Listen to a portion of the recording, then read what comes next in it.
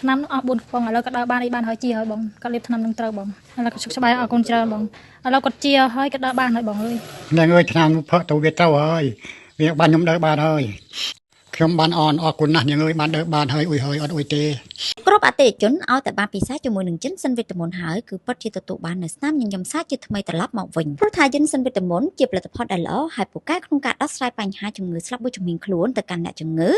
យគាត់ទទួលបាននូវភាពធូរស្បើយជួយសម្រួលទៅដល់សរសៃឈាមនិងជួយសម្រួលទៅដល់ចលនាដៃជើងរបស់អ្នកជំងឺឲ្យមានភាពប្រសើរជាពិសេសនឹងអាចដើររួចត្រឡប់មកវិញផងដែរហើយសប្តាហ៍ថ្ងៃនេះជីនសិនវីតាមុនគឺជួយទៅដល់អ្នកជំងឺឲ្យដើរបានត្រឡប់មកវិញហ្នឹងគឺច្រើនរាប់ពាន់រាប់ម៉ឺនអ្នករួចមកហើយអញ្ចឹងសម្រាប់ពុកម៉ែបងប្អូនដែលកំពុងតែមានបញ្ហាសុខភាពដូចជាលើឈាមស្លាប់មួយជំហានខ្លួនឬក៏មានជំងឺទឹកនោមផ្អែមចាអាចធ្វើការពិសាជាមួយនឹងជីនសិនវីតាមុនរបស់យើងខ្ញុំហើយនិយាយពីតម្លៃវិញគឺសមរម្យមួយកំប៉ុងត្រឹមតែ